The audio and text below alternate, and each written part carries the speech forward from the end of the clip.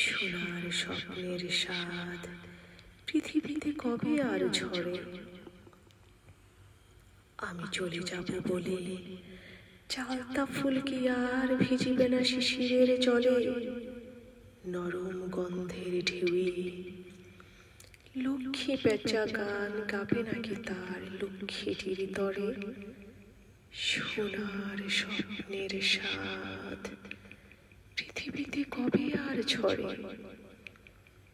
চারিদিকে শান্ত বাতি ভিজে গন্ধ মৃদু কলরব।